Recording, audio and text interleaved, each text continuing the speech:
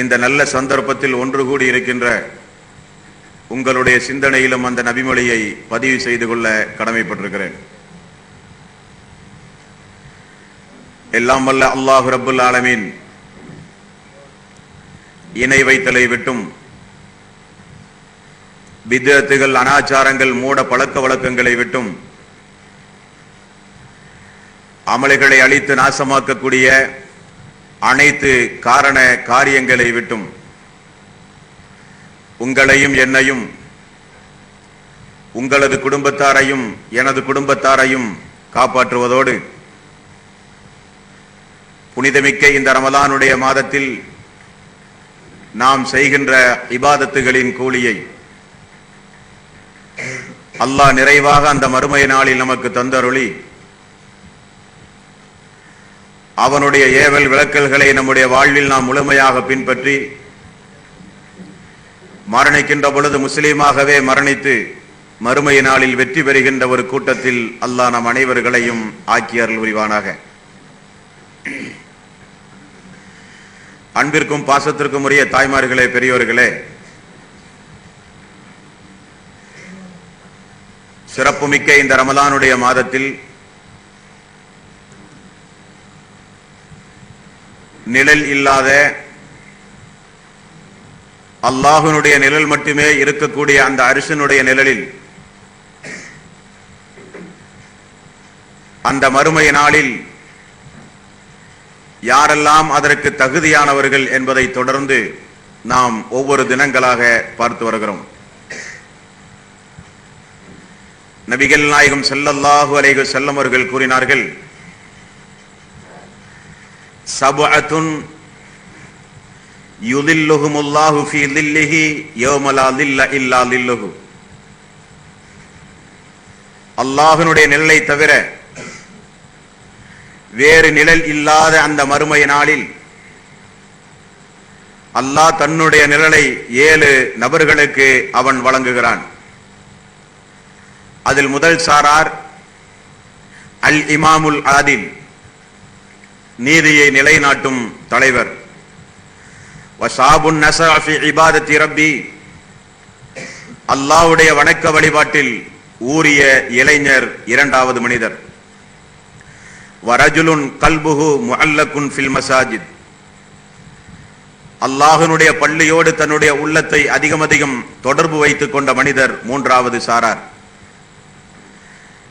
வரஜுலானி தஹாபா ஃபில்லாஹி இஜ்தமஆ அலைஹி வ தஃபர்ரகா அலைஹி, அல்லாஹ்வுக்காக வேண்டியே இணைந்து அல்லாஹ்வுக்காக வேண்டியே பிரிகின்ற நண்பர்கள் நான்காவது சாரார். வரஜுலுன் தலப்துஹு இம்ரஅத்துன் ذات منصب وجمال فقال اني اخاف الله, உயர்குலத்து அழகான ஒரு பெண் விபச்சாரத்திற்காக வேண்டி உங்களை அழைக்கும் பொழுது நான் அல்லாஹுவை அஞ்சுகிறேன் என்று ஒதுங்குகிறாரே அந்த மனிதர் ஐந்தாவது மனிதர். ஆறாவதாக இன்றைய தினம் நாம் பார்க்கவிருக்கிறது, வரஜுலுன் தஸத்தக அஹ்ஃபா ஹத்தா லா தஅமல் ஷிமாலுஹு மா துன்ஃபிகு யமீனுஹு. அல்லாஹ்வுடைய பாதையில் ஒருவர் தர்மம் செய்வார். அவர் எப்படிப்பட்ட தர்மசாலியாக இருப்பார் என்றால், வலதுகரம் கொடுக்கின்ற அந்த தர்மம் இடதுகரத்திற்கு தெரியாத அளவுக்கு மிக ரகசியமாக தர்மம் செய்கிறவர் அந்த ஆறாவது சாரார் என்று நபிகள் நாயகம் ஸல்லல்லாஹு அலைஹி வஸல்லம் அவர்கள் கூறுகிறார். அன்பிற்கும் பாசத்திற்கும் உரிய சகோதர சகோதரிகளே, பொதுவாகவே ஐங்கால தொழுகையை பொறுத்தவரையில் நேரம் ஒதுக்க வேண்டும் என்கிற ஒரு தியாகத்தை தவிர வேறு எந்த தியாகமும் அந்த தொழுகையில் இல்லை. ஆகவே பெரும்பான்மையான மக்கள் அந்த தொழுகையுடைய விஷயத்தில் ஓரளவுக்கு நிறைவேற்றக்கூடியவர்களாக இருப்பார்கள். அதே போன்று நோன்பு அதிகாலை பொழுதிலிருந்து மகரிப் வரை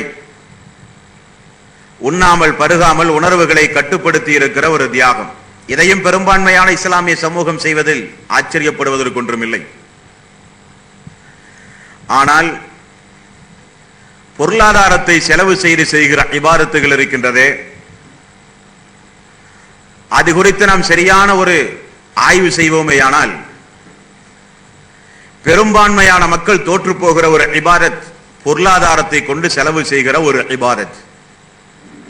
அது ஹஜ்ஜானாலும் ஜகாத்தானாலும் தர்மமானாலும் அல்லாஹ்வினுடைய பாதையில் செலவு செய்கிற இன்ன பிற காரண காரியங்களானாலும். ஏன் அது நமக்கு ஒரு சிரமமாக தெரிகிறது என்றால், பணத்தை பொறுத்தவரையிலே நாம் சிரமப்பட்டு சம்பாதிக்கக்கூடிய ஒன்று. அது நம்முடைய எதிர்காலத்திற்கு அடிப்படையாக தேவைப்படுகிற ஒரு உபகரணமான ஒரு காரியம். நம்முடைய மனைவி, நம்முடைய மக்கள், நம்முடைய குடும்பம், நம்முடைய சந்ததிகள் என்று எதிர்காலத்தில் நமக்கு தேவையான அடிப்படையான ஒரு அம்சம்தான் பொருளாதாரம் என்பது. அப்படிப்பட்ட ஒரு பொருளாதாரம் என்னிடத்திலோ உங்களிடத்திலோ வந்து விடுமேயானால் அந்த பொருளாதாரத்தை செலவழிப்பது என்பது நமக்கு மிகப்பெரிய ஒரு கடினமான ஒரு காரியமாக இருக்கிறது. உதாரணத்திற்கு நம்முடைய வாழ்விலே நிகழ்கின்ற எத்தனையோ உதாரணங்களை இதற்கு மேற்கோளாக கூறலாம். ஒருபுறம் நாம் கஷ்டப்பட்டு சம்பாதிக்கின்ற அந்த பொருளாதாரங்கள் அனைத்தையும் நாம் எப்படி பயன்படுத்துகிறோம் என்பதை நீங்கள் நினைத்து பார்த்தால் இதன் யதார்த்த உண்மையை நீங்கள் புரிந்து கொள்ள முடியும். நம்முடைய மனைவிக்கோ, நம்முடைய மக்களுக்கோ, நம்முடைய குடும்பத்திற்கோ அல்லது நமக்கோ உலகத்தில் ஏதாவது ஒரு காரியம் நிகழ வேண்டும் அல்லது தேவை என்று வரும் பொழுது அதற்காக வேண்டி நாம் ஓடி ஓடி வாரி வாரி இழைத்து செலவு செய்வோம். அப்பொழுதெல்லாம் பணத்தின் மதிப்பு நமக்கு தெரியாது. அப்படி செலவு செய்ய வேண்டும் தான். அதே நேரத்தில் அல்லாஹ்வினுடைய பாதையில் செலவு செய்தல் என்று வரும் பொழுது அந்த பொருளாதாரத்தை பெரிதாக நினைக்கின்றோம். அதை கொடுப்பதற்கு மனம் தயங்குகிறது. இப்படியே வாரி வாரி கொடுத்தால் நாம் ஏழையாகி விடுவோமோ என்கிற ஒரு அச்சம் ஏற்படுகிறது. அதே நேரத்தில் திருமணம் என்பது எனது வழிமுறை என்று நபிகள் நாயகம் ஸல்லல்லாஹு அலைஹி வஸல்லம் அவர்கள் கூறினார்கள். அந்த ஒரு சுன்னத்தை நிறைவேற்றுவதற்காக வேண்டி பல லட்சம் செலவு செய்கிற அன்பர்களை நாம் பார்க்கிறோமா இல்லையா? ஊரை அழைத்து விருந்து போடுவது, அந்த திருமணத்திற்கு நிகராக வேறு திருமணமே இல்லை என்று ஊரார் மெச்சுகிற அளவுக்கு செலவு செய்வது, ஒரு 2 தலைமுறை அமர்ந்து உண்கிற அளவுக்குண்டான செலவினங்களை கூட திருமண நேரத்தில் செய்கிறவர்களை நாம் பார்க்கிறோம். அதில் ஏதாவது பயன் உண்டுமா? இல்லை. நம்முடைய பணபலத்தை காண்பிக்க, நம்முடைய குடும்ப பாரம்பரியத்தை காண்பிக்க, ஒரு பெருமைக்காக வேண்டி, ஒரு புகழுக்காக வேண்டி நாம் வாரி வாரி வாரி வாரி செலவு செய்கிறோம். அப்பொழுதெல்லாம் பணத்தினுடைய மதிப்பும் மரியாதையும் நமக்கு தெரிவதில்லை. ஜுமாவுடைய நாளிலோ இது போன்ற நிகழ்ச்சிகளிலோ வந்து அமர்ந்து அல்லாஹ்வுக்காக வேண்டி ஏதாவது உதவி செய்யுங்கள் என்று சொன்ன உடனே நம்முடைய பாக்கெட்டில் இருக்கிற பணத்தை எடுக்க நாம் தயங்குகிறோம். அது 100 ரூபாயாக இருந்தால் ஒரு 10 ரூபாய் 5 ரூபாய் இல்லையா என்று யோசிக்கின்றோம். இந்த வகையான வித்தியாசத்திற்கு என்ன காரணம் சகோதரிகளே? நீங்கள் என்றைக்காவது அது குறித்து ஆய்வு செய்திருக்கிறீர்களா? ஒன்றுமே இல்லை. இதைவிட சாதாரண எளிமையான ஒரு உதாரணம் சொல்கிறேன். ரோட்டிலே நான் நடந்து செல்கிறேன், அல்லது நீங்கள் உங்களுடைய நண்பர்களோடு நடந்து செல்கிறீர்கள், அல்லது நீங்கள் தனியாக செல்கிறீர்கள். உங்களுடைய நண்பர்கள் ஒரு 3 பேர் ஹோட்டலுக்கு அருகிலே நின்று கொண்டிருந்தால் டீ அருந்துவதும், தேவைப்பட்டால் உணவுக்குண்டான ஏற்பாடு செய்து உணவு அருந்துவதும் நம்முடைய வாழ்விலே வாடிக்கையான ஒன்று. நண்பர்களோடு சேர்ந்து அந்த நேரத்தில் நம்முடைய மனோபாவத்தை நீங்கள் சீர்தூக்கி பார்க்க வேண்டும். உணவு அருந்துகிற 4 பேரும் வசதி படைத்தவர்கள். உணவு அருந்துவதற்கு சென்ற நம்முடைய தோழர்கள், நானும் நீங்களும் எல்லோரும் வசதி படைத்தவர்கள். ஆனால் ஒரு 300 ரூபாய் 400 ரூபாய் உணவறிந்து விட்டு கொடுக்கிற பில்லுக்கு போட்டி. நீ கொடுப்பதா நான் கொடுப்பதா? நான் கொடுக்கிறேன், நீ கொடுக்கிறேன். அங்கே பார்த்தீர்களா? பணத்தின் மதிப்பு நமக்கு தெரிவதில்லை. அதே நேரத்தில் பாருங்கள், வீட்டினுடைய முற்றத்தில் பசிக்கிறது என்று ஒரு யாசகம் கேட்டு ஒரு மனிதன் இருக்கிறான். பள்ளிக்கு வருகிறான் கிழிந்த ஆடையோடு. அவனுடைய பசியை போக்குவதற்கு நாம் முயற்சி எடுத்திருக்கிறோமா என்றால் இல்லை. சில்லறை இல்லை என்று அவனை நாம் ஒதுக்கி தள்ளிவிடுகிறோம். கொடுப்பதற்கு வசதியுள்ள நண்பர்களிடத்திலே நாம் உணவு உண்ணும் பொழுது போட்டி போட்டுக் கொண்டு கொடுக்கிறோம். நீ கொடுப்பதா நான் கொடுப்பதா என்று. உண்பதற்கு வசதியே இல்லாத ஒரு மனிதன் நம்ம இடத்திலே கேட்க வரும் பொழுது சில்லறை இல்லை என்று ஒதுக்கி விடுகிறோம். என்ன வித்தியாசம் தெரிகிறது அன்பார்ந்த சகோதரர்களே உங்களுக்கு? நபிகள் நாயகம் ஸல்லல்லாஹு அலைஹி வஸல்லம் அவர்கள் கூறினார்கள், ஒவ்வொரு மனிதனுக்கும் அல்லாஹ் ஒரு வானவரையும் ஒரு சைத்தானையும் ஏற்பாடு செய்து வைத்திருக்கிறானாம். வானவரை பொறுத்தவரையிலே நன்மையான காரியத்தை அதிகம் அதிகம் செய்யுங்கள் என்று நம்மை தூண்டுவார். எதற்கும் நீங்கள் அஞ்சாதீர்கள், உங்களுக்கு அல்லாஹ் மறுமையில் சொர்க்கம் தருவார் என்று ஆர்வம் ஊட்டுவார்.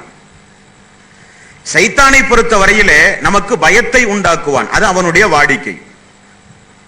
தீமையான காரியத்தை அதிகம் அதிகம் செய்ய தூண்டுவான், அது அவனுடைய யதார்த்தம். இந்த இரண்டு சாராருக்கு மத்தியில் தான் நம்முடைய வாழ்வின் போராட்டமே துவங்குகிறது. அன்பார்ந்த சகோதர சகோதரிகளே, நபிகள் நாயகம் ஸல்லல்லாஹு அலைஹி வஸல்லம் அவர்கள் தொடர்ந்து அந்த நபிமொழியிலே கூறுகிறார்கள், நன்மையான காரியத்தை செய்ய தூண்டுகின்ற உள்ளம் உங்களுக்கு ஏற்பட்டால், உடைய உள்ளத்தில் அப்படிப்பட்ட சிந்தனை ஏற்பட்டால் உடனே செய்து விடுங்கள். காரணம், அது வானவர்களின் மூலம் தூண்டப்படுகிற ஒரு உணர்வு. அந்த நேரத்தில் அல்லாஹுவை புகழுங்கள். பயத்தையோ தீமையோ உங்களுடைய உள்ளத்தில் சைத்தான் தூண்டினால் அவனிடமிருந்து பாதுகாப்பு தேடுங்கள். காரணம், அது சைத்தானுடைய உணர்வு. நபிகள் நாயகம் ஸல்லல்லாஹு அலைஹி வஸல்லம் அவர்கள் சொன்னார்கள். இது யதார்த்தம். வீட்டின் முற்றத்தில் இருக்கிற ஒரு வாகனம், பல நாள் ஓட்டிய ஒரு வாகனம், புதிதாக பத்திரிகையிலே ஒரு புதிய ஒரு வாகனத்தை பார்த்தா சட்டனப்பை வாகனத்தை மாற்றி விடுகிறோம் பல லட்சம் ரூபாய் கொடுத்து. அல்லாஹ்வுடைய பள்ளிக்கோ மருத்துவ உதவிக்கோ அல்லாஹ்வுடைய பாதையிலோ செலவு கேட்கும் பொழுது, செலவு செய்யுங்கள் என்று சொல்லும் பொழுது நம்முடைய உள்ளம் கடுமையாகிறது, கஞ்சத்தனம் மிளறுகிறது, நம்முடைய உள்ளம் சுருங்கி விடுகிறது, கொடுக்க மனது தயங்குகிறது. என்ன காரணம்? அதையும் தாண்டி அல்லாஹ்வுடைய பாதையில் வாரி வாரி கொடுக்கின்ற ஒரு சில பாராட்டத்தக்க மனிதர்கள் இருக்கிறார்கள். அல்லாஹ் அவர்களுக்கு வாரி வாரி இன்னும் கொடுக்க வேண்டும், அவர்களுக்கு நாம் துஆ செய்ய வேண்டும். அவர்களுக்குரிய வகுப்பல்ல இந்த வகுப்பு. தன்னுடைய கையை இருக்க பற்றி பிடித்து தன்னுடைய பொருளாதாரத்தை தன்னுடைய குடும்பத்தோடு மட்டுமே வட்டமிட்டுக் கொண்டு அண்டை வீட்டுக்காரனுக்கோ ஏழை எளிய மக்களுக்கோ அல்லாஹ்வுடைய பாதையிலோ செலவு செய்யாத மனிதர்களை தூண்டுகின்ற வகுப்பு தான் இந்த வகுப்பு. ஆகவேதான் நபிகள் நாயகம் ஸல்லல்லாஹு அலைஹி வஸல்லம் அவர்கள் சொன்னார்கள், தர்மத்தையும் வலியுறுத்துவதோடு அந்த தர்மத்தை ரகசியமாக செய்கிறார்களே அல்லாஹ்வுக்காக வேண்டி, அவர்களுக்கு அரிசினுடைய நிழல் உண்டு என்று நபிகள் நாயகம் ஸல்லல்லாஹு அலைஹி வஸல்லம் அவர்கள் கூறினார்கள். அல்லாஹ் அவனுடைய அருள்மறையாம் திருமறை குர்ஆனில் இந்த பொருளாதாரம் குறித்து அல்லாஹ்வுடைய பாதையில் நீங்கள் அதிகம் அதிகம் செலவு செய்ய வேண்டும் என்கிற ஒரு ஆர்வத்தை தூண்டும் விதமாக அல்லாஹ் எத்துணை ஆயத்துக்களை அவனுடைய அருள்மறையாம் திருமறை குர்ஆனிலே நமக்கு சொல்லித் தருகிறான். பாருங்கள், 2வது அத்தியாயம் 254வது வசனம். யா அய்யுஹல்லதீன ஆமனு, ஈமான் கொண்டவர்களே, அன்ஃபிகு மிம்மா ரஸக்னாக்கும் மின் கப்லி அன் யஅதிய யௌமுல் லா பைஉன் ஃபீஹி வலா ஹுல்லத்துன் வலா ஸஃபாஅத்துன். பரிந்துரையோ எந்த ஒரு பேரமோ நட்புறவோ உங்களுக்கு எந்த பலனும் அளிக்காத அந்த மறுமை நாள் வருவதற்கு முன்னால் அல்லாஹ் உங்களுக்கு வழங்கினானே அந்த பொருளாதாரத்திலிருந்து நீங்கள் தான தர்மம் செய்யுங்கள். மரணம் உங்களுக்கு சம்பவிப்பதற்கு முன்னால். ஏன் அல்லாஹ் சொல்கிறான்? فقال ربي لولا أخرتني إلى أجل قريب فأصدق وأكن من الصالحين. 63வது அத்தியாயத்தின் 10வது வசனம். மரண சம்பவம் நெருங்கினால் தர்மம் சிந்தனையே இல்லாமல் உலகத்தில் வாழ்ந்தானே ஒரு செல்வந்தன், அவனுக்கு மரணம் நெருங்கினால் அல்லாஹ்விடத்தில் என்ன அவகாசம் கேட்கிறான் தெரியுமா? فيقول ربي لولا أخرتني إلى أجل قريب فأصدق وأكن من الصالحين. யா அல்லாஹ், எனக்கு சிறிது அவகாசம் தா யா அல்லாஹ், எனக்கு நீ சிறிது அவகாசம் தா யா அல்லாஹ், என்னை மரணத்திலே பிடித்து விடாதே யா அல்லாஹ், எனக்கு நீ சிறிது அவகாசம் தந்தால் என்னுடைய சொத்து சுகம் அனைத்தையும் உன்னுடைய பாதையிலே செலவு செய்து முஸ்லீமாக மரணிப்பேன் யா அல்லாஹ், எனக்கு சிறிது அவகாசம் தா என்று மரண நேரத்தில் தர்மம் செய்ய மனிதன் அவகாசம் கேட்கிறான். நன்றி இல்லாத மனிதன். வல் அஸ்ரி இன்னல் இன்சான லஃபீ ஹுஸ்ர். காலத்தின் மீது சத்தியமாக மனிதன் நஷ்டத்திலே கிடக்கிறான் என்று அல்லாஹ் ஏன் சொல்கிறான்? உயிரோடு இருக்கும் பொழுது, ஆரோக்கியமாக இருக்கும் பொழுது, சிந்தனை திறனோடு இருக்கும் பொழுது, இது போன்ற உபதேச கூட்டங்களிலே இது போன்ற ஆயத்துகள் சொல்லப்படும் பொழுது தன்னை திருத்திக் கொள்வதற்கு பகரமாக பொடும்போக்காக இருந்து மரண நேரம் வந்தவுடனே தாய்மார்கள் புலம்புகிறார்கள், இளைஞர்கள் புலம்புகிறார்கள், செல்வந்தர்கள் புலம்புகிறார்கள். யா அல்லாஹ், சிறிது அவகாசம் தந்தால் என்னுடைய கழுத்தில் இருப்பது, என்னுடைய காலிலே இருப்பது, என்னுடைய கையிலே இருக்கின்ற எல்லா செல்வங்களையும் உன்னுடைய பாதையிலே செலவு செய்கிறேன் யா அல்லாஹ், எனக்கு எந்த நன்மையும் இல்லாமல் போய்விடுமே யா அல்லாஹ், நான் முஸ்லீமாக மரணிக்க எனக்கு வாய்ப்பு தா யா அல்லாஹ் என்று அல்லாஹ்விடத்திலே மரண நேரத்தில் நீங்கள் புலம்புவீர்கள். ஆகவேதான் அல்லாஹ் சொல்கிறான், பரிந்துரையோ நட்புறவோ சிபாரிசோ எடுபடாத அந்த மறுமை நாள் வருமே, அதற்கு முன்னால் அல்லாஹ் உங்களுக்கு வழங்கிய தர்மத்திலே இருந்து, நீங்கள் அல்லாஹ்வுடைய உங்களுக்கு வழங்கிய பொருளாதாரத்திலே இருந்து அல்லாஹ்வுடைய பாதையில் வாரி வாரி நீங்கள் செலவு செய்யுங்கள் என்று அல்லாஹ் சொல்கிறான். அன்பார்ந்த சகோதரர்களே, நீங்கள் ஒரு விஷயத்தை சாதாரணமாக நினைத்து பார்க்க வேண்டும். உங்களுடைய கையில இருக்கிற பொருளாதாரம் யாருக்குரியது? நீங்கள் முயற்சி எடுத்தீர்கள் என்பது மட்டும்தான். சொந்தம் கொண்டாடுவதற்கு நீங்கள் அதிகப்படியாக பேசலாமே தவிர பொருளாதாரம் அல்லாஹ்வுடையது. நான் முயற்சி எடுத்தேன், என்னுடைய அறிவின் திறமையால் தான் இது கிடைத்தது என்று யாரும் மாறுதட்டி பேச முடியாது. காரணம், உங்களை விட அறிவில் குறைந்து ஒன்றும் ஒன்றும் இரண்டு என்று கணக்கு போடாத நபர்களிடத்திலெல்லாம் கோடி ரூபாய் இன்றைக்கு இருக்கிறது. அவர்களுக்கு வியாபார திறமையே தெரியாது.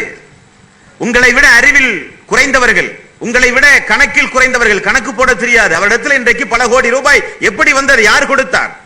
அல்லாஹ் கொடுத்திருக்கிறான். ஒரு நாளைக்கு நீங்களும் உங்களுடைய மனைவியும் உங்களுடைய மக்களும் ஒரு நாளைக்கு 200 ரூபாய் உங்களுக்கு தேவை, அதிகபட்சம் 300 ரூபாய், மாதத்திற்கு 9000 ரூபாய். ஆனால் அல்லாஹ் உங்களுக்கு தருவதோ ஒரு நாளைக்கு 5000 ரூபாய், வருடத்திற்கு மாதத்திற்கு 1.5 லட்சம் ரூபாய் அல்லாஹ் தருகிறான். அல்லாஹுக்கு என்ன கணக்கு தெரியாதா? ஏன் அல்லாஹ் இப்படி உங்களுக்கு தருகிறான்? உங்களுடைய தேவைக்கு அதிகமாக. என்றைக்காவது நீங்கள் யோசித்து பார்த்தீர்களா? ஆனா நம்முடைய தேவை இதுதான். நம்முடைய தேவையும் தாண்டி அல்லாஹ் ரப்பல் ஆலமீன் தினந்தோறும் வாடிக்கையாளர்களை கொண்டு வந்து நாமே எதிர்பார்க்காத வகையில் அளவுக்கு அதிகமான சொத்து நம்மிடத்திலே குவிகிறது என்றால் எதற்காக வேண்டி என்று நீங்கள் யோசித்து பார்த்தால் அல்லாஹ் உங்களை சோதிக்கிறான். அல்லாஹ் உங்களை சோதிக்கின்றான். உங்களுடைய தேவைக்கு அதிகமாக பொருளாதாரத்தை உங்களுடைய கையிலே தந்து உங்களுடைய நடவடிக்கை எப்படி இருக்கிறது என்று அல்லாஹ் பார்க்கிறான். அண்டை வீட்டுக்காரனுக்கு உபகாரம் செய்கிறீர்களா? குடும்பத்தில் இருக்கிற ஏழை எளியவர்களுக்கு வாரி வாரி கொடுக்கின்றீர்களா? அவனுடைய பாதை என்று வரும் பொழுது உங்களுடைய நடவடிக்கை எப்படி இருக்கிறது என்று அல்லாஹ் பரிசோதனை செய்து பார்க்கத்தான் அந்த பொருளாதாரத்தை அல்லாஹ்வுடைய கையிலே தந்திருக்கிறான். வருடத்திற்கு ஒரு முறை கணக்கு பார்த்து நீங்கள் ஜக்காத்து கொடுக்கின்றீர்களா என்று அல்லாஹ் பார்க்கிறான். உண்மைதான் சகோதரர்களே, நான் சம்பாதித்த என்னுடைய பொருளாதாரத்தை ஜக்காத்தாகட்டும் தர்மமாகட்டும் ஏழை எளியவர்களுக்கு வாரி வழங்குகிற காரண காரியங்களாகட்டும், அப்படி ஒரு நிலை வரும் பொழுது நான் தயங்குகிறேன். ஆனால் உண்மையில் நம்முடைய இருதயத்தையே அறுத்து கொடுப்பதற்கு சமம். அந்த சமம் நம்முடைய இருதயத்தையே அறுத்து கொடுப்பதற்கு சமம். நபிகள் நாயகம் ஸல்லல்லாஹு அலைஹி வஸல்லம் அவர்கள் ஒரு கட்டத்திலே சொல்கிறார், 100 தீனாரை காட்டிலும் 1 தீனார் அதிக நன்மையை உங்களுக்கு பெற்று தரும். சஹாபாக்கள் கேட்டார்கள், யா ரசூலல்லாஹ், அது எப்படி? 100 தீனார் நன்மை தான தர்மம் செய்திருக்கிறார், அவரை காட்டிலும் 1 தீனார் எப்படி நன்மையை அதிகமடையும்? உண்டு. 100 தீனார் நீங்கள் கொடுக்கும் பொழுது உங்களிடத்தில் அதிகம் செல்வம் இருந்தது. 200 தீனார் உங்களிடத்தில் இருக்க போய்த்தானே 100 தீனார் கொடுத்தீர்கள். இந்த 1 தீனார் கொடுத்தாரு, அவர் எப்படி இருந்தார் தெரியுமா? அவரிடத்தில் உள்ளதே 2 தீனார், ஆனால் 1 அல்லாஹ்வுடைய பாதையிலே கொடுத்து விட்டார். அப்ப அவர் சிறப்புக்குரியவர் தானே. நபிகள் நாயகம் ஸல்லல்லாஹு அலைஹி வஸல்லம் அவர்கள் சொல்கிறார். அன்பிற்குரிய சகோதரர்களே, அல்லாஹ்வுடைய பாதையில் செலவு செய்தல் என்று வரும் பொழுது நம்முடைய உள்ளம் விரிவடைந்திருக்க வேண்டும், தாராள மனதாக இருக்க வேண்டும். அப்பொழுதுதான் நம்மிடமிருந்து உதவிகளை பெற்ற ஏழை எளியவர்கள் நமக்கே அறியாமல் நம்முடைய பொருளாதாரத்திற்காக, நம்முடைய உடல் ஆரோக்கியத்திற்காக, நம்முடைய மறுமை வாழ்க்கைக்காக வேண்டி அவர்கள் அல்லாஹ்விடத்திலே நம்மையும் அறியாமல் நமக்காக வேண்டி பிரார்த்தனை செய்வார்கள், நம்மை நேசிப்பார்கள். அன்பிற்கும் பாசத்திற்கும் உரிய சகோதரர்களே, ஆகவேதான் அல்லாஹ் சொல்கிறான், மறுமை நாள் வருவதற்கு முன்னால் அல்லாஹ்வுடைய பாதையிலே நீங்கள் செலவு செய்யுங்கள் என்று அல்லாஹ் ரப்பல் ஆலமீன் சொல்கிறான். அரசினுடைய நிழல் யாருக்கு? யார் ரகசியமாக செலவு செய்தார்களோ, பகிரங்கமாக இல்லாமல் அல்லாஹ்விடத்தில் மட்டுமே கூலியை எதிர்பார்த்து ரகசியமாக செலவு செய்கிறார்களே, அவர்களுக்கு அரசினுடைய நிழல். 2வது அத்தியாயத்தின் 274வது வசனம், அல்லதீன யுன்ஃபிகூன அம்வாலஹும் பில்லைலி வன்னஹாரி சிர்ரம் வஅலானியத்தன் ஃபலஹும் அஜ்ருஹும் இன்த ரப்பிஹிம். எவர்கள் தங்களுடைய பொருள்களை இரவிலும் பகலிலும் மாறி மாறி மிக மிக ரகசியமாக அல்லாஹ்வுடைய பாதையில் செலவு செய்கிறார்களோ அவர்களுக்கு கூலி ரப்பிடத்தில் நிச்சயமாக அளவுக்கு அதிகமாக உண்டு என்றும் அல்லாஹ் ரப்பல் ஆலமீன் சொல்கிறான். அப்படியானால் அன்பிற்கும் பாசத்திற்கும் உரிய சகோதரர்களே, தர்மம் என்பது இஸ்லாமிய மார்க்கத்தில் மிக முக்கியமான ஒரு பாகம். பொருளாதாரத்தை செலவு அளித்து நாம் செய்கிற இபாதத் மிக மிக முக்கியமான ஒரு பாகம். பொருளாதாரத்தை செலவழிக்காமல் உடல் உழைப்பை மட்டுமே செலவிட்டு செய்கிற இபாதத் ஒன்று, பொருளாதாரத்தை கொண்டு செலவழித்து அதன் மூலம் பெறுகிற இபாதத்துகள் மற்றொன்று. இரண்டிலும் வெற்றி பெற வேண்டும் சகோதரர்களே, வசதி படைத்தவர்கள். வசதி இல்லாதவர்களுக்கு அப்படிப்பட்ட கேள்வியே மறுமை நாளில் இல்லை. திக்ரு செய்தாயா, தொழுதாயா, நோன்பு வைத்தாயா, 3 கேள்வி. வசதி படைத்தவருக்கோ எப்படி சம்பாதித்தாய், எப்படி செலவு செய்தாய், தந்த பொருளாதாரத்தை கணக்கு சொல்லி கணக்கு போல பத்திரமாக செலவு செய்த எல்லா கணக்குகளையும் ஒப்படைத்து தான் மறுமையிலே சொர்க்கம் செல்ல முடியும். ஜக்காத்து கொடுத்தாயா, அண்டை வீட்டுக்காரனுக்கு கொடுத்தாயா, ஹஜ்ஜுக்கு சென்றாயா, எவ்வளவு கேள்வி வசதி படைத்தவர்களிடத்தில். வசதி படைத்த பொருளாதாரம் நம்முடைய கையிலே வருகிற பொழுது மிக மிக ஜாக்கிரதையாக இருக்க வேண்டும் என்பர்களே. நான் தான் வசதி படைத்தவன் என்பதற்காக வேண்டி ஏழை எளிய மக்களை வேறு கண் கொண்டு நீங்கள் பார்த்தால் அல்லாஹ்வுடைய கோபத்திற்கும் சாபத்திற்கும் நீங்கள் ஆளாகி விடுவீர்கள். அது வேறு காரியம். அல்லாஹ் தந்தது இந்த பொருளாதாரம் என்பதை நீங்கள் மறந்து விடாதீர்கள். வேதனையாக இருந்தாலும் ஒரு சில நேரங்களில் ஓமைக்காக வேண்டி ஒரு சில சம்பவங்களை பொருத்தமாக இருக்கும் என்பதற்கு நான் சொல்லுகிறேன். கோவையிலே கலவரம் நடந்தது 1997 நவம்பர் மாதம். அதற்கு முன்னால் கோவையிலே பிரபல்யமான வியாபாரிகள் எல்லாம் அல்லாஹ்வுடைய பாதையில் எல்லாம் 5 பைசா கூட கொடுக்க மாட்டார்கள். வேறு வேறு காரியங்களுக்கெல்லாம் தடபுடலான செலவு செய்வார்கள். கலவரம் நடந்தது. இரவு முழுக்க கொள்ளையடித்தார்கள். கடையை தீ வைத்தார்கள். கடைகள் முழுக்க முழுக்க சூறையாடினார்கள். பகலில் என்ன நிலைமைக்கு வசதி படைத்தவர்கள் எல்லாம் ஆளானார்கள் தெரியுமா? அரசாங்கம் கொடுக்கின்ற உதவியை பெறுகிற வரிசையிலே வந்து நின்றார்கள். உடுப்பதற்கு துணி இல்லாமல் வந்து நின்றார்கள். அல்லாஹ்வுடைய ஒரு ஏற்பாடு. ஒரு சுனாமி வந்தாலோ, ஒரு பூகம்பம் வந்தாலோ, ஒரு கலவரம் நடந்தாலோ ஒன்றுமே வேண்டாமே, திடீரென ஒரு மாரடைப்பு வந்தால் நீ சம்பாதித்த பொருளாதாரத்தை நீங்கள் அனுபவிக்க முடியுமா? எவ்வளவு வசதி படைத்த சகோதரர்கள் இருக்கிறார்கள், நிம்மதியாக உண்ண முடியாது. எல்லா நோய்களும் உடம்பிலே உண்டு. அதிகாலை பொழுது 4:30 மணிக்கெல்லாம் எழுந்து 2 மணி நேரம் நடக்க வேண்டும் என்று மருத்துவர் சொல்லுவார். நடப்பார். விடிய காலம் எழுந்து பார்க்கிறீர்கள். யார் அவர்கள் எல்லாம்? வசதி படைத்தவர்கள். நிம்மதியோடு உறக்கம் இல்லை. நாமெல்லாம் எந்த அளவுக்கு சாதாரணமாக நினைத்ததையெல்லாம் உண்ணுகிறோமோ அதை உண்ணக்கூட அவர்களால் முடியவில்லை. உண்ண முடியாது, அனுபவிக்க முடியாது, உறங்க முடியாது, ஓய்வெடுக்க முடியாது. இப்படி ஒரு சாராரை அல்லாஹ் ஆக்கி வைத்திருக்கிறான். எதற்காக வேண்டி? கொடுத்த பொருளாதாரத்தை இதே போல நோய்வாய்ப்பட்டோ, ஆடை கிழிந்தோ, குளிரிலோ, நடுநடுங்கியோ, வீடு இல்லாமலோ, உணவில்லாமலோ, நோயின் காரணமாகவோ நம்மிடத்திலே உதவி கேட்டு வரும் பொழுது உதாசீனப்படுத்தினோமே, அல்லாஹ் நினைத்தால் இப்படி எல்லாம் செய்வான். ஒன்றுமில்லாமல் ஆக்குவான், அல்லது கொடுத்து அனுபவிக்க முடியாமல் ஆக்குவான். 2 நிலையிலிருந்தும் அல்லாஹ் நம்மை காப்பாற்ற வேண்டும். அப்ப அல்லாஹ் ரப்பல் ஆலமீன் திருக்குர்ஆனிலே நம்மை ஆர்வமூட்ட முகமாக எப்படியெல்லாம் அல்லாஹ் வினாக்களை தொடுக்கிறான் பாருங்கள். 9வது அத்தியாயத்தின் 111வது வசனம். இந்த வசனத்தில் அல்லாஹ் ரப்பல் ஆலமீன் கேட்கிறான், இன்னல்லாஹ் அஸ்தரா மினல் முஃமினீன அன்ஃபுஸஹும் வ அம்வாலஹும் பிஅன்ன லஹுமுல் ஜன்னah. அல்லாஹ் தன்னுடைய வசதி படைத்த அடியார்களோடு ஒரு வியாபாரம் நடத்துகிறான். இந்த இடத்தில் என்ன வியாபாரம்? உலகத்திலே நாம் நடத்துகிற வியாபாரத்தை போல அல்ல. உலகத்திலே நாம் வியாபாரம் நடத்தும் பொழுது அந்த வியாபாரத்திலே குறைந்த நஷ்டம் லாபம் இருக்கலாம், அல்லது ஒரு சில நேரங்களிலே லாபமே இல்லாமல் இருக்கலாம், அல்லது ஒரு சில நேரங்களில் பெருத்த நஷ்டம் ஏற்படலாம், அல்லது ஏமாற்றம் கூட அடையலாம். ஆனால் அல்லாஹ் நடத்துகிற இந்த வியாபாரத்தில் லாபம் மட்டுமல்ல, இரட்டிப்பு கூலி உண்டு. ஆனால் அல்லாஹ் சொல்லுகிறான், நான் தயார் அந்த வியாபாரத்திற்கு, நீங்கள் தயாரா என்று அல்லாஹ் கேட்கிறான். இந்த வியாபாரத்தில் இடம்பெறுகிற பொருள் என்ன? நீங்கள் தயார் என்றால் உங்களிடத்தில் இருக்கிற பொருளாதாரம் உங்களுடைய உயிர். அல்லாஹ்விடத்தில் இருப்பது சொர்க்கம். இதுதான் வியாபாரத்தினுடைய பொருள். நீங்கள் அதை தர தயார் என்றால் நான் இதை தயார். இன்னல்லாஹ் அஸ்தரா மினல் முஃமினீன அன்ஃபுஸஹும் வ அம்வாலஹும் பிஅன்ன லஹுமுல் ஜன்னah. என்னிடத்தில் சொர்க்கம் உண்டு, உங்களிடத்தில் பொருளாதாரம் உங்களுடைய உயிரும் உண்டு. அதை நீங்கள் தந்தால் இதை நான் தருவேன் என்று அல்லாஹ் சொல்கிறான். கொடுக்க சஹாபாக்கள் தயாரானார்கள், நாம் தயாராக இல்லை. ஆகவேதான் அல்லாஹ் ரலியல்லாஹு அன்ஹு வரது அன்ஹு, நான் அவர்களை பொருந்திக் கொண்டேன், அவர்கள் என்னையும் பொருந்திக் கொண்டார்கள் என்று அல்லாஹ் சொல்ல என்ன காரணம்? அவர்கள் எல்லா பேரத்திற்கும் தயாரானவர்கள், எல்லா காரணகாரியங்களுக்கும் அவர்கள் தயாரானவர்கள். அல்லாஹ் ஒன்றை செய் என்று சொல்ல தூண்டினாலோ, செய்ய வேண்டும் என்று அல்லாஹ் கட்டளையிட்டாலோ உடனடியாக செய்து விட்டுதான் அவர்கள் இல்லமே திரும்புவார்கள். உதாரணத்திற்கு எத்தனையோ சம்பவங்கள் பின்னால் உண்டு. அல்லாஹ் கேட்கிறான், இன்னல்லாஹ் அஸ்தரா மினல் முஃமினீன அன்ஃபுஸஹும் வ அம்வாலஹும் பிஅன்ன லஹுமுல் ஜன்னah. பொருளாதாரத்தையும் உயிரையும் நீங்கள் எனக்கு தந்தால் நான் தருவேன் உங்களுக்கு சொர்க்கம் என்று அல்லாஹ் வியாபாரம் பேசுகிறான். நம்மில் எத்தனை பேர் இதற்கு தயாரான எத்தனையோ சகோதரர்கள் உண்டு. வாரி வாரி அல்லாஹ்வுடைய பாதையிலே செலவு செய்கிற சகோதரர்கள். அவர்களுக்கு அல்லாஹ் அரிசனுடைய நிழல் மட்டுமல்ல, சொர்க்கத்தின் உன்னதமான அந்தஸ்தை அவர்களுக்கு அல்லாஹ் வழங்க வேண்டும்.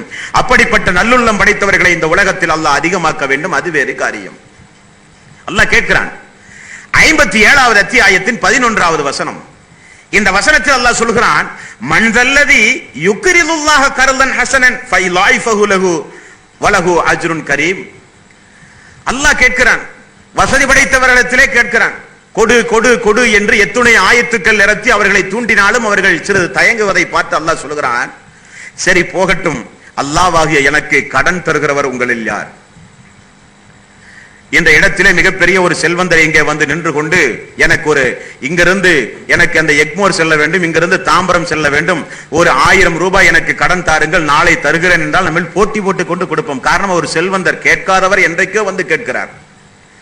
ஆனால் ஏழையும் அல்லாத, அநியாயக்காரனும் அல்லாத, பணக்காரனும் அல்லாத, நடுத்தரமாக இருக்கக்கூடிய உலக மக்களுக்கெல்லாம் வாரி வாரி செல்வத்தை தருகின்ற அல்லாஹ் கேட்கிறான், மன்தல்லதி யுக்ரிதுல்லாஹ கரதன் ஹசனன் ஃபைலாய்ஃபஹு லஹு வலஹு அஜ்ருன் கரீம். அல்லாஹ்வாகிய எனக்கு கடன் தருகிறவர் உங்களில் யார்? அல்லாஹ் என்ன சும்மாவா கடன் கேட்கிறார்? நாமெல்லாம் யார்ட்டையாவது கடன் வாங்கினா திரும்ப கொடுக்கவே மறந்து விடுவோம். கடன் கேட்கும் பொழுது ஒரு 10 முறை 15 முறை தேவைப்பட்டால் 50 முறை வேண்டுமானால் வீடு தேடி செல்வோம். வாங்கினால் வாங்கியதை போலவே நடக்க மாட்டோம் அல்லவா? திரும்ப கேட்டால் நாம் அடாவடித்தனங்களில் ஈடுபடக்கூட நாம் தயார். ஆனால் அல்லாஹ் சொல்கிறான், எனக்கு கடன் தர யார் உங்களில் தயார்? அல்லாஹ் ரப்பல் ஆலமீன் கேட்கிறான். 2வது அத்தியாயத்தின் 245வது வசனம், மன்தல்லதி யுக்ரிதுல்லாஹ கரதன் ஹசனன் ஃபைலாய்ஃபஹு லஹு அல்ஆஃபன் கஸீரா. அல்லாஹ்வுக்கு அழகிய கடன் கொடுப்பவர் யார்? அல்லாஹ்வுக்கு அழகிய கடன் கொடுக்கக்கூடியவர் யார்? அன்பார்ந்த சகோதரர்களே, இந்த ஆயத்து இறங்கிய உடனே அபூ தஹ்தா ரலியல்லாஹு அன்ஹு அவர்கள் சபையிலே இதே போல் எழுந்து மஸ்ஜித் நபவியிலே எழுந்தார். யா ரசூலல்லாஹ், அல்லாஹ் எங்களிடத்திலவா கடன் கேட்கிறான்? ஆமா, அல்லாஹ் உங்களிடத்தில் தான் கடன் கேட்கிறான். யா ரசூலல்லாஹ், கையை நீட்டுங்கள். அல்லாஹ்வுடைய தூதர் கையை நீட்டினார்.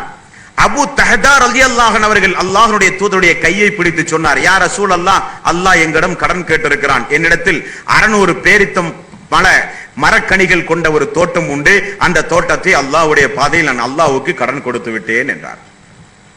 நேராக வீட்டுக்கு சென்றார். தோட்டத்தில் தான் அவருடைய உம்மு தஹதா என்ற அவருடைய மனைவியும் மகனும் தோட்டத்தில் தான் சிறிய ஒரு வீடு எடுத்து தங்கி இருந்தார்கள். உம்மு தஹதாவே என்று அழைத்தாராம். இதோ கட்டுப்பட்டேன் கணவரே என்றாராம் மனைவி.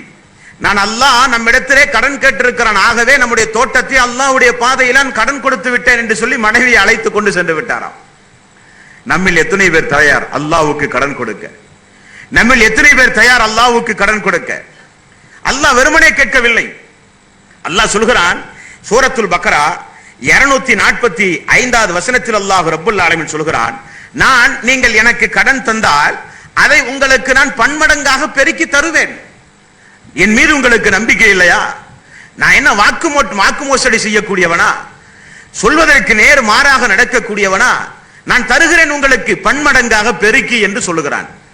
அதில் நமக்கு சிறிது தயக்கம் ஏற்பட்டால் சூரத்துல் பக்ரா 2வது அத்தியாயத்தின் 261வது வசனத்தில் ஒரு ஓமையின் மூலம் அல்லாஹ் ரப்பல் ஆலமீன் சொல்கிறான், மஸலுல் லதீன யுன்ஃபிகூன அம்வாலஹும் ஃபீ ஸபீலில்லாஹி கமஸலி ஹப்பத்தின் அன்பதத் சப்அ ஸனாபில ஃபீ குல்லி சுன்பலத்தின் மிஅத ஹப்பத்.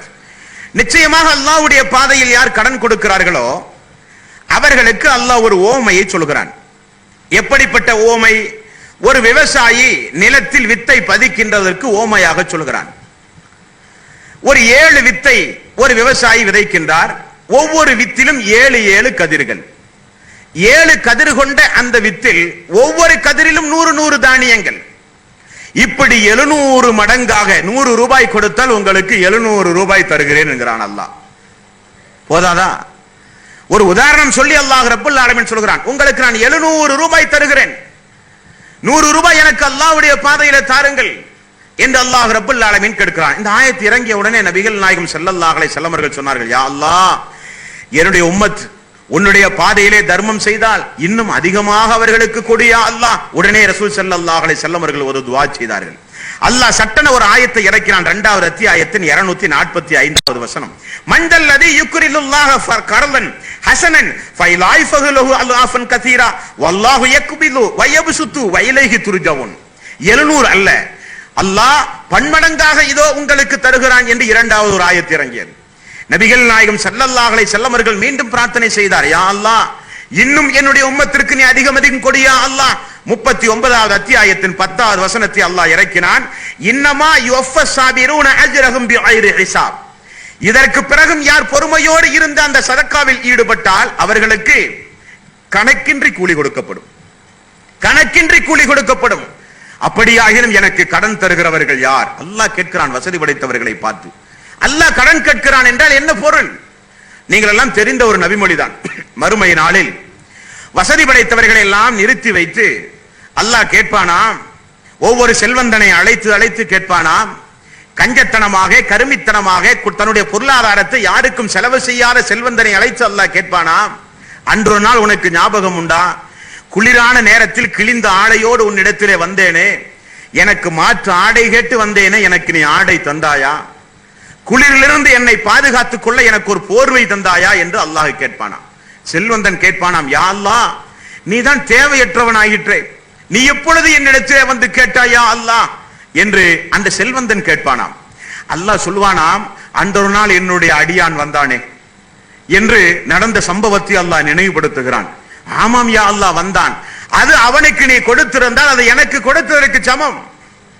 அன்றொரு நாள் நான் பசியோடு வந்தேனே, இன்னொரு செல்வந்தனை அழைத்து அல்லாஹ் கேட்கிறான், நான் ஒரு நாள் பசியாய் துடியாய் துடித்து உன்னிடத்திலே வந்தேனே, சில்லறை இல்லை என்று என்னை நீ தட்டிவிட்டு சென்றாயே, ஞாபகம் உண்டுமா என்று அல்லாஹ் கேட்பானாம். யா அல்லாஹ், உனக்கு எப்பொழுது பசி வந்தது, எப்பொழுது வந்தாய் என்று அடியான் கேட்பானாம். அன்றொரு நாள் என்னுடைய அடியான் வந்தானே பசியோடு, அது நான் வந்ததற்கு சமம், நீ கொடுத்திருந்தால் அது எனக்கு தந்ததற்கு சமம். அதுதான் அல்லாஹ் கடன் கேட்கிறான், தாருங்கள், நான் பத்திரமாக பாதுகாத்து திரும்ப தருவேன். நபிகள் நாயகம் ஸல்லல்லாஹு அலைஹி வஸல்லம் அவர்கள் கூறுகிறார்கள், அல்லாஹ்வுடைய பாதையில் நீங்கள் ஒரு பொருளை செலவு செய்தால் அல்லாஹ் வழக்கரத்திலிருந்து அந்த உங்களுடைய பொருளாதாரத்தை பெற்றுக்கொண்டு அதை எப்படி கண்ணும் கருத்துமாக அல்லாஹ் அதை வளர்க்கிறான் என்றால், ஒரு குதிரை மேய்ப்பாளன் தனக்கு பிறந்த ஒரு குதிரைக்கு பிறந்த ஒரு குதிரை குட்டியை எப்படி கண்ணும் கருத்துமாக இருந்து ஒரு குதிரை மேய்ப்பாளன் வளர்த்து ஆளாக்குவானோ, அதை விட பல மடங்கு அல்லாஹ் நீங்கள் அவனுடைய பாதையில் செலவு செய்யும் பொழுது உங்களுடைய பொருளாதாரத்தை அல்லாஹ் தனது வலது கரத்தில் வாங்கி அதை பன்மடங்காக பெருக்கி குறிப்பிட்ட நேரத்தில் உங்களுக்கு அல்லாஹ் திரும்ப தருவான்.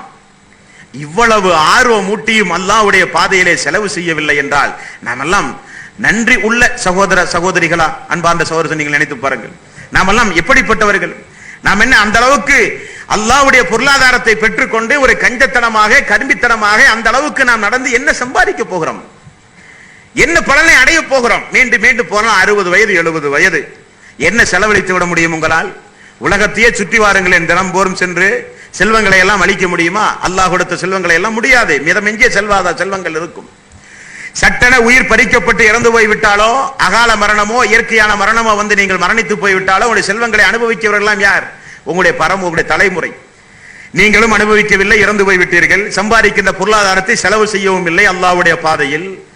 நீங்கள் அனுபவிக்காத, அல்லாஹ்வுடைய பாதையிலே செலவு செய்யாத உங்களுடைய தலைமுறை வந்து செலவு செய்ய போகிற பொருளாதாரத்திற்கு அல்லாஹ்வுடைய சன்னிதானத்தில் நீங்கள் பதில் சொல்ல வேண்டும்.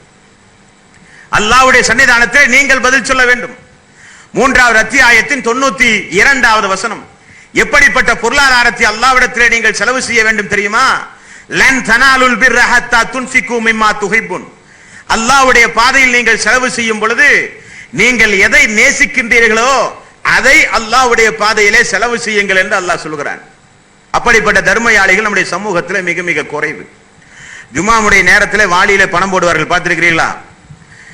எங்கேயுமே கொடுத்தா செல்லாத கிழிஞ்ச நோட்டை பள்ளியில ஜோப்பில் போட்டு கொண்டு வருவார் நம்ம சகோதரர். அங்க எல்லாத்துக்கு முன்னாடி 500 நோட்டு தூக்கி போடுவார். பார்த்தா 4 கிழிஞ்சிருக்கு, செல்லாது. அதை உன் மனைவிட்டு கொடுப்பீங்களா? உன்னுடைய மக்களுக்கு கொடுப்பீர்களா? உன்னுடைய நண்பர்களுக்கு கொடுப்பீர்களா? உலகத்தில் நீங்கள் அதை செலவு செய்ய முயற்சி செய்வீர்களா? இல்லை. அப்ப நமக்கே விரும்பாத, நமக்கு பிடிக்காத, சலித்து போன உணவு உண்பதற்கு அருவருக்கத்தக்க உணவுகளை எல்லாம் யாசகம் கேட்டு வருகிற மக்களுக்கு யாசகம் கொடுத்தால் அல்லாஹ் ஒற்றுக்கொள்வானா? அதற்கு தான் அல்லாஹ் சொல்கிறான், லன் தனாலுல் பிர்ர ஹத்தா துன்ஃபிகு மிம்மா துஹிப்புன். அல்லாஹ்வுடைய பாதையில் நீங்கள் செலவு செய்யும் பொழுது நீங்கள் எதை நேசித்து இந்த உலகத்தில் வாழுகிறீர்களோ, எதை நீங்கள் நேசிக்கின்றீர்களோ, உங்களுக்கு எது விருப்பமானதாக இருக்கிறதோ அதை அல்லாஹ்வுடைய பாதையில் நீங்கள் செலவு செய்யுங்கள் என்று அல்லாஹ் ரப்பல் ஆலமீன் சொல்கிறான். 3வது அத்தியாயத்தின் 134வது வசனம். இந்த ஒரு சிறப்பையும் சேர்த்து அல்லாஹ் ரப்பல் ஆலமீன் நல்லவர்களுக்கு சொல்கிறான். அதில் அல்லாஹ் சொல்கிறான், அல்லதீன யுன்ஃபிகூன ஃபி ஸர்ராய் வல்லர்ராய். என்னுடைய நல்லடியார்கள் எப்படிப்பட்டவர்கள் தெரியுமா? அவர்கள் நன்மையான காரியத்திலும் சந்தோஷமான காலகட்டத்திலும் துக்ககரமான காலகட்டத்திலும் அல்லாஹ்வுடைய பாதையில் வாரி வாரி செலவு செய்வார்கள் அவர்கள் என்று அல்லாஹ் ரப்பல் ஆலமீன் அவர்களுடைய நிலையை குறித்து அல்லாஹ் ரப்பல் ஆலமீன் தெளிவுபடுத்துகிறான். நான் ஆரம்பத்தில் சொன்னதை போல அல்லாஹ்வுடைய பாதையில் செலவு செய்தல் என்று வரும் பொழுது நம்முடைய உள்ளம் எல்லாம் இறுகுகிறது. அதை நான் சுயமாக சொல்லவில்லை. சூரத்துல் பக்ரா 2வது அத்தியாயத்தின் 268வது வசனம். அப்படிப்பட்ட ஒரு நிலை ஒரு சாராருக்கு உண்டாகிறது என்று அல்லாஹ் ரப்பல் ஆலமீன் சொல்கிறான். அஸ்ஸைத்தானு யஈதுகுமுல் ஃபக்ர வ யஅமுருக்கும் பில் ஃபஹ்ஷா. 2வது அத்தியாயத்தின் 268வது வசனம். அல்லாஹ்வுடைய பாதையில் நீங்கள் செலவு செய்யும் பொழுது உங்களுடைய உள்ளத்திலே சைத்தான் எப்படிப்பட்ட எண்ணத்தை ஏற்படுத்துகிறான் என்றால், நீங்கள் இப்படி வாரி வாரி செலவு செய்யாதீர்கள், நீங்கள் ஏழ்மையாகி விடுவீர்கள், ஃபுக்ராவாக மாறி விடுவீர்கள், ஆகவே செலவு செய்யாதீர்கள் என்று தடுத்து அந்த பொருளாதாரத்தை எப்படி செலவு செய்கிறான்? ஹராமான, பாவமான, வீண் விரயமான, எந்த உபயோகமும் அற்ற அழிந்து போகிற உலக வாழ்க்கைக்கு செலவு செய்ய உங்களை தூண்டுகிறான். அல்லாஹ் ரப்பல் ஆலமீன் சொல்கிறான், யதார்த்த வாழ்வை படம் பிடித்து அல்லாஹ் ரப்பல் ஆலமீன் சொல்கிறான். அப்படியானால் அன்பிற்கும் பாசத்திற்கும் உரிய சகோதரர்களே, பொருளாதார விஷயத்தில் மிக மிக ஜாக்கிரதையாக நாம் ஒவ்வொருவரும் இருந்தாக வேண்டும் என்பதை நீங்கள் மறந்துவிடக் கூடாது. அல்லாஹ் அவனுடைய அருள்மறையாம் திருமறை குர்ஆனிலே சொல்கிறான், ஒவ்வொரு சாராரையும் பற்றி அல்லாஹ் ரப்பல் ஆலமீன் சொல்கிறான். இனி விதிவிலக்காக அல்லாஹ்வுடைய பாதையில் யாராவது செலவு செய்ய முன் வந்தால் அவர்கள் எப்படிப்பட்டவர்களாக இருக்க வேண்டும், எப்படிப்பட்ட வழிமுறையில் அவர்கள் செலவு செய்ய வேண்டும் என்பதை குறித்தும் அல்லாஹ் நமக்கு வகுப்பு நடத்தாமல் இல்லை. அல்லாஹ் அவனுடைய அருள்மறையாம் திருமறை குர்ஆனில் சொல்கிறான், இந்த உலகத்தில் ஒரு சாரார் உண்டு, அவர்கள் அல்லாஹ்வுடைய பாதையிலே செலவு செய்கிறார்கள். அப்படி செலவு செய்யும் பொழுது அவர்கள் எப்படிப்பட்ட நிலையில இருந்து அவர்கள் செலவு செய்கிறார்கள் என்பதை 2வது அத்தியாயத்தின் 264வது வசனத்தில் அல்லாஹ் ரப்பல் ஆலமீன் சொல்கிறான். பாருங்கள், அவர்கள் அல்லாஹ்வுடைய பாதையிலே செலவு செய்கிறார்கள். செலவு செய்யும் பொழுது பிறருக்கு காண்பிப்பதற்காக வேண்டியே அவர்கள் அந்த செலவை செய்கிறார்கள். அல்லாஹ் ரப்பல் ஆலமீன் சொல்கிறார், ஒரு பெருமைக்காக வேண்டி, பிறர் பார்த்து நம்மை புகழ வேண்டும் என்பதற்காக வேண்டி. நிறைய பேர் நீங்கள் பார்க்கலாம், இப்படி இப்படிப்பட்ட இடங்களிலோ ஜும்மாவிலோ நின்று அல்லாஹ்வுடைய பாதையிலே செலவு செய்யுங்கள் என்று சொன்னால் எழுந்து நின்று ஒரு 500 ரூபாய் என்னுடைய வகையில் எழுதி கொள்ளுங்கள் சபையிலே சொல்லிவிடுவார்.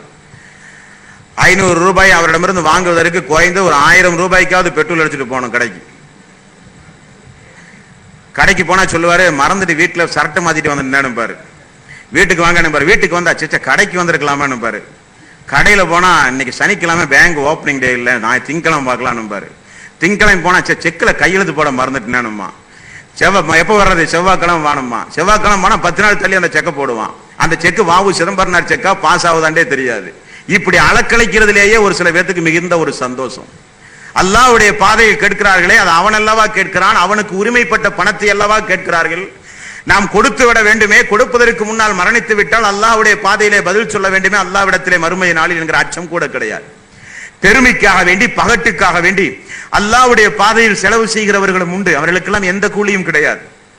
2வது அத்தியாயத்தின் 272வது வசனம், அல்லாஹ்வுடைய பாதையில் நீங்கள் செலவு செய்யும் பொழுது நீங்கள் அதை அல்லாஹ்விடத்திலே நன்மையை எதிர்பார்த்து மட்டுமே நீங்கள் செலவு செய்யுங்கள். அல்லாஹ் ரப்பல் ஆலமீன் சொல்கிறான். 2வது அத்தியாயத்தின் 276வது வசனம், அல்லாஹ்வுடைய பாதையில் அப்படி நீங்கள் தர்மம் செய்தால் உங்களுக்கு செல்வம் பெருகுவது மட்டுமல்ல, உங்களுடைய பாவங்கள் எல்லாம் மன்னிக்கப்படும் என்றும் அல்லாஹ் ரப்பல் ஆலமீன் சொல்கிறான். அன்பிற்கும் பாசத்திற்கும் உரிய சகோதர சகோதரிகளே, சஹாபாக்குடைய மனநிலையை பாருங்கள், சஹாபாக்குடைய மனநிலையை பாருங்கள். நபிகள் நாயகம் ஸல்லல்லாஹு அலைஹி வஸல்லம் அவர்கள் இப்படி அல்லாஹ்வுடைய பாதையிலே தர்மம் செய்யுங்கள் என்றால் வசதி படைத்தவர்கள் எல்லாம் வாரி வாரி போட்டி போட்டு கொண்டு கொடுப்பார்களாம். ஏழை எளிய மக்கள் எல்லாம் அந்த சபையிலிருந்து எப்படி எழுந்து செல்வார்கள் தெரியுமா? அல்லாஹ் சொல்கிறான் 9வது அத்தியாயத்தின் 92வது வசனம், வலா அலல்லதீன இதா மா அதௌக லிதஹமிலுகும் குல்த லா அஜிது மா அஹமிலுக்கும் அலைஹி. அல்லாஹ்வுடைய அடியார்கள் ஒரு சாரார் இப்படிப்பட்டவர்களும் உண்டு. அல்லாஹ்வுடைய பாதையில் தர்மம் தாருங்கள் என்று கேட்கிற பொழுது வசதி படைத்தவர்கள் எல்லாம் கொடுப்பார்கள், வசதி இல்லாதவர்கள் எல்லாம் அழுது விட்டு சொல்லுவார்களாம், நம்மிடத்திலே அல்லாஹ் தரவில்லையே, தந்திருந்தால் நாமும் கொடுத்து இந்த நன்மையை பெற்றிருக்கலாமே என்று அழுது விட்டு செல்கிறார்களே, அவர்கள் மீது எந்த குற்றமும் இல்லை என்று அல்லாஹ் ரப்பல் ஆலமீன் ஆறுதல் சொல்கிறான். அன்பார்ந்த சகோதர சகோதரிகளே, அன்பிற்கும் பாசத்திற்கும் உரிய சகோதரிகளே, தினந்தோறும் 2 மலக்குமார்கள் ஒவ்வொரு அடியானிடத்திலும் இறங்குகிறார்களாம். நபிகள் நாயகம் ஸல்லல்லாஹு அலைஹி வஸல்லம் அவர்கள் கூறுகிறார்கள், இறங்குகிற அந்த மலக்கு யாரெல்லாம் கஞ்சத்தனமாக கருமித்தனமாக இந்த உலகத்திலே பொருளாதாரத்தை சேமித்து வைத்து தான தர்மம் செய்யாமல், ஜகாத்து கொடுக்காமல், ஹஜ்ஜுக்கு செல்லாமல் பொருளாதாரத்தை சேமித்து வைத்திருக்கிறார்களோ, அந்த கருமித்தனம் உடையவர்களை சந்தித்து அந்த மலக்குமார்கள் சொல்லுவார்களாம், யா அல்லாஹ், இவனை நீ நாசமாக்கு யா அல்லாஹ், இவனிடத்திலே நீ வழங்கிய பொருளாதாரம் அர்த்தமற்றதாக இருக்கிறது யா அல்லாஹ், இவன் யாருக்கும் ஒரு தர்மமும் செய்யாமல் இருக்கிறான் யா அல்லாஹ் என்று அந்த வசதி படைத்தவர்களுக்கு எதிராக தினந்தோறும் மலக்குமார்களுடைய சாபம் இருந்து கொண்டிருக்கிறது. அல்லாஹ்வுடைய பாதையில் வாரி வாரி செலவு செய்கிறார்களே, அவர்களிடத்தில் வருகிற மலக்கு அல்லாஹ்விடத்திலே பிரார்த்தனை செய்கிறார், யா அல்லாஹ் இந்த அடியாவுடைய செல்வத்தை மென்மேலும் நீ பெருக்கு, ஆயுளை நீட்டிக் கொடு யா அல்லாஹ், உடல் ஆரோக்கியத்தை கொடு யா அல்லாஹ். இவர் உன்னுடைய அருளை பெற்று ஏழை எளியவர்களுக்கு உன்னுடைய பாதையில் வருகிற மக்களுக்கெல்லாம் வாரி வாரி கொடுக்கிறார் யா அல்லாஹ் என்று வசதி படைத்தவர்களுக்காக வேண்டி பிரார்த்தனை. வசதி படைத்தும் அல்லாஹ்வுடைய பாதையிலே செலவழிக்காத நபர்களுக்கு சாபம், செலவழிக்கிற நபர்களுக்கு அல்லாஹ்விடத்திலே பிரார்த்தனை என்று பார்க்கிறோம்.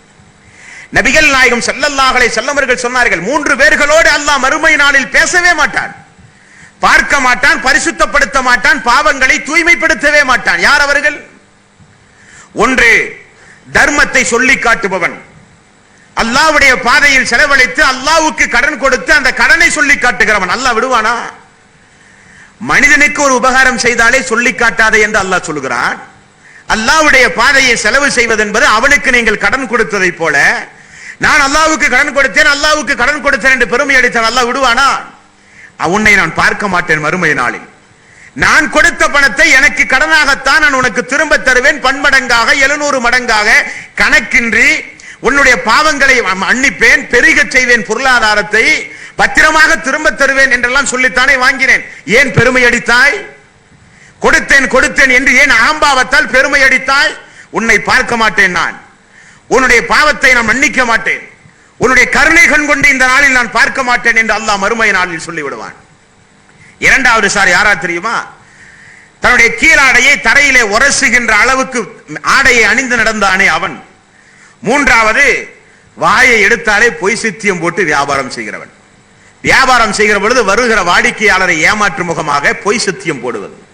சத்தியம் போட்டால் வருகிற வாடிக்கையாளர் நம்மை முழுமையாக நம்புவார். அந்த நம்பிக்கையை பயன்படுத்தி ஏமாற்றுவது, மோசடித்தனம் பண்ணுவது, பொய் சத்தியம் போட்டு வியாபாரம் செய்வது. அல்லாஹ் மறுமையில் பரிசுத்தப்படுத்துவானா உங்களை? அல்லாஹ் மறுமையில் உங்களை பார்ப்பானா? அல்லாஹ் மறுமையில் உங்களை கருணை கண் கொண்டு பார்ப்பானா? நடக்காது. அன்பார்ந்த சகோதரர்களே, எச்சரிக்கையாக இருக்க வேண்டும்.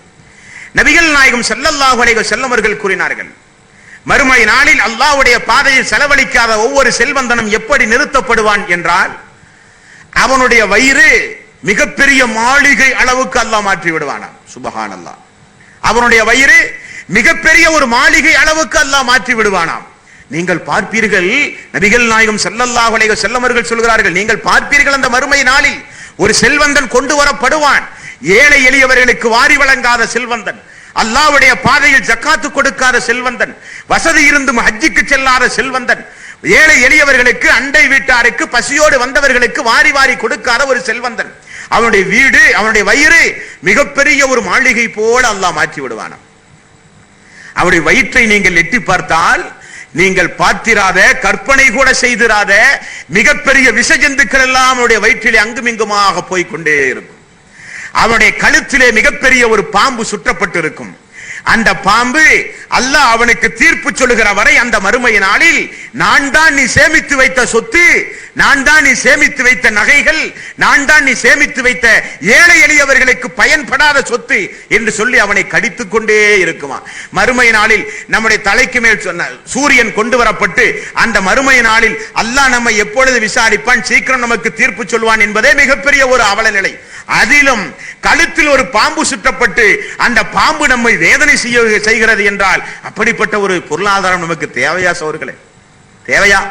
9வது அத்தியாயத்தின் 35வது வசனத்தில் அல்லாஹ் ரப்பல் ஆலமீன் சொல்கிறான், மறுமையில் தீர்ப்பு சொல்லி நரகத்திலே அவனை தள்ளுவதற்கு முன்பாக அந்த பரலோக ராஜ்யத்தில் அந்த மறுமை நாளில் லட்சோப லட்ச மக்கள், கோடான கோடி மக்கள் இருக்கிற அந்த சபையில் வசதி படைத்தவனை அல்லாஹ் இழுப்பானா, கொண்டு வர சொல்லுவானாம்.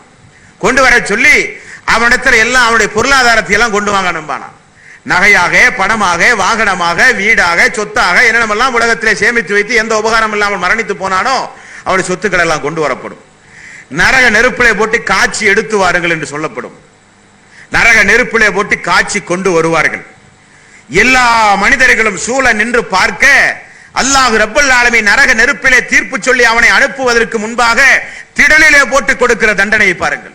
9வது அத்தியாயத்தின் 35வது வசனம், யௌம யுஹ்மா அலைஹா ஃபீ நாரி ஜஹன்னம ஃபதுக்வா பிஹா ஜிபாஹுஹும் வ ஜுனூபுஹும் வ லுஹூருஹும் ஹாதா மா கனஸுதும் லி அன்ஃபுசிக்கும் ஃபதுகு மா குன்தும் தக்னிஸூன். அவற்றை நரக நெருப்பிலே போட்டு காட்சி அவனுடைய நெற்றியிலே ஒரு சூடு, அவனுடைய விலாப்புறத்திலே ஒரு சூடு, இதனால் அல்லாஹ்வுடைய பாதையிலே சேமித்து வைத்து நீ செலவழிக்காத சொத்து இதா சுவைத்துப்பார் என்று சொல்லி அவனுடைய நெற்றியிலும் விழாப்புறங்களிலும் நாளை மறுமையில் அல்லாஹ் ரப்பல் ஆலமீன் காய்ச்சி சூடு போடுவான் என்று சொல்கிறானே, அப்படிப்பட்ட செல்வம் நமக்கு தேவையா சோர்களே? அப்படிப்பட்ட செல்வம் நமக்கு தேவையா? செல்வம் நமக்கு இருந்தால் அது அல்லாஹ்வுடைய அருள். செலவழிக்க வேண்டிய முறைப்படி செலவழித்தால், செலவழிக்காதவனுக்கு அது மிகப்பெரிய ஒரு சோதனை என்பதை நீங்கள் மறந்து விடாதீர்கள். ஏதோ நான் தான் சம்பாதித்தேன், நான் எனக்குத்தான் வசதி இருக்கிறது என்பதற்காக வேண்டி நீங்கள் இந்த உலகத்தில் நடந்தால் அல்லாஹ் உங்களை விடமாட்டான். ஜாக்கிரதையாக நீங்கள் இருங்கள். அதைத்தான் நபிகள் நாயகம் ஸல்லல்லாஹு அலைஹி வஸல்லம் அவர்கள் சொன்னார்கள், வரஜுலுன், இன்னொரு மனிதர், அரசனுடைய நிழலில் இன்னொரு மனிதர் யார் என்றால், தஸத்தக அஹ்ஃபா ஹத்தா லா தஅலம ஸிமாலுஹு மா துன்ஃபிகு யமீனுஹு. அவர் அல்லாஹ்வுடைய பாதையிலே செலவு செய்வார். எப்படி? யாருக்குமே தெரியாது. மிக மிக ரகசியமாக வலது கை கொடுப்பது இடது கைக்கு தெரியாது என்ற ஓமையோடு நபிகள் நாயகம் ஸல்லல்லாஹு அலைஹி வஸல்லம் அவர்கள் சொல்கிறார்கள். அப்படிப்பட்ட நல்லவர்களாக நாம் மாற வேண்டாமா அன்பார்ந்த சகோதரர்களே? ஆகவேதான் மீண்டும் உங்களுக்கு நான் நினைவுபடுத்துகிறேன், இன்னல்லாஹ அஸ்தரா மினல் முஃமினீன அன்ஃபுஸஹும் வ அம்வாலஹும் பிஅன்ன லஹுமுல் ஜன்னah. சொர்க்கத்தை அல்லாஹ் ரப்பல் ஆலமீன் தர தயாராக இருக்கிறான். வசதி படைத்தவர்களாகிய நாம் அல்லாஹ்வுடைய பாதையில் நம்முடைய பொருளாதாரத்தையும் தேவை ஏற்பட்டால் நம்முடைய உயிரையும் கொடுத்தால் அல்லாஹ் சொர்க்கத்தை தர தயாராக இருக்கிறான். ஆகவே அன்பார்ந்த சகோதர சகோதரிகளே, நம்மிடத்தில் இருக்கிற பொருளாதாரம் நம்முடையதல்ல, அது அல்லாஹ்வுக்கு சொந்தமானது. இந்த பொருளாதாரத்தை சம்பாதிக்க நாம் முயற்சி எடுத்திருக்கிறோமே தவிர அதற்கு சொந்தக்காரன் அல்லாஹ் என்பதை நீங்கள் மறந்து விடாதீர்கள். அல்லாஹ் நினைத்தால் எப்படிப்பட்ட செல்வந்தனையும் நடுரோட்டிலே கொண்டு வந்து நிறுத்தி விடுவான். அல்லாஹ் நினைத்தால் எப்படிப்பட்ட ஏழை எளியவரையும் செல்வ சீமானாக அல்லாஹ் நினைத்தால் மாற்றி அமைப்பான் என்பதை மனதிலே கருத்தில் கொண்டு உங்களுடைய பொருளாதாரத்தை பரந்த நோக்கத்தோடு அல்லாஹ்வுக்காக வேண்டி, அல்லாஹ்வால் படைக்கப்பட்ட அடியார்களுக்காக வேண்டி வாரி வாரி செலவழித்து அரசினுடைய அந்த நிழலை பெற வேண்டும் என உங்கள் மத்தியிலே நின்று கேட்டுக்கொண்டு எனது உரையை நிறைவு செய்கின்றேன். இன்ஷா அல்லாஹ் நாளைய தினம் அரசினுடைய மற்றொரு சாரார் உண்டு. அத்தோடு அரசினுடைய நிழல் முடிவடைகிறது. நாளைய தினம் அரசினுடைய அந்த இன்னொரு சாரார் யார் என்பதை இன்ஷா அல்லாஹ் நாம் பார்ப்போம். வா ஆகிரு தௌவானா அனில் ஹம்துலில்லாஹி ரப்பில் ஆலமீன். அஸ்ஸலாமு அலைக்கும் வரஹ்மத்துல்லாஹி